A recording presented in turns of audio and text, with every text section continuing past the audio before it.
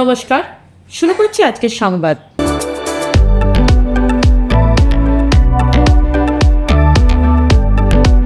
পলাশ মানেই রেঙে ওঠা, রাঙিয়ে তোলা। এই পলাশের রং মেখেই যেন বসন্তের আগমন ঘটে প্রকৃতিতে। প্রকৃতি সেজে ওঠে পলাশের রঙে। তবে পলাশ নিয়ে এই ভাবনা কিছু মানুষের মনে থাকলেও এমন কিছু মানুষ রয়েছে যারা কিন্তু নানান কার্যকারণে প্রকৃতির এই সৌন্দর্যকে অবলীলায় ধ্বংস করে যাচ্ছে। পূর্ব বর্ধমান জেলার বর্ধমান কালনা রোডে বালিয়ারি গ্রামে থাকা পলাশ বন প্রায়ই ধ্বংসের শিকার হয়। স্থানীয় কিছু মানুষ নিজেদের জ্বালানি হিসাবে এই পলাশের ডাল ভেঙে নিয়ে যায়, ছোট ছোট পলাশের চারা কেটে নিয়ে যায়। ফলে প্রকৃতিতে ঘাটতি ঘটে পলাশের। এই গাছ ক্রমশ এই এলাকার কমতে থাকে। এই ঘটনার কথা জানার পর এখানকার পলাশ বন সুরক্ষায় বিশেষ উদ্যোগ নেন গাছ গ্রুপের সদস্যরা।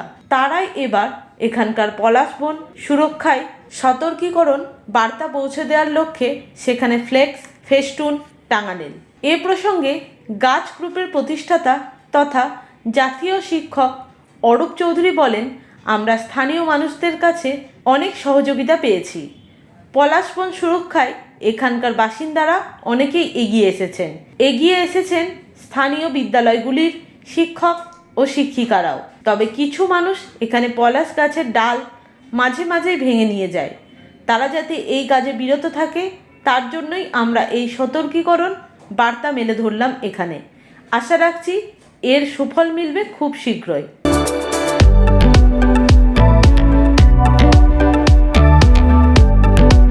2026 সালে জানুয়ারি থেকে ফেব্রুয়ারি মাসের মাঝামাঝি পর্যন্ত জেলায় ডেঙ্গুর হার শূন্যে নেমেছিল। কিন্তু পরবর্তী সময়ে ভিন জেলা থেকে জ্বর নিয়ে আসা দুজনের মধ্যে ডেঙ্গু পজিটিভ পাওয়ায় তাদের চিকিৎসাধীনে রাখা হয়েছে।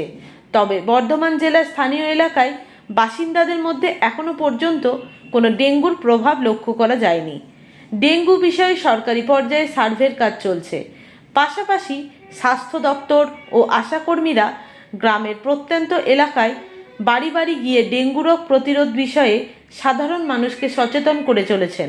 বাড়ির ভিতরে ও পার্শ্ববর্তী এলাকায় কোথাও যাতে জল জমে না থাকে সে বিষয়ে সকলকেই সচেতন করা হচ্ছে।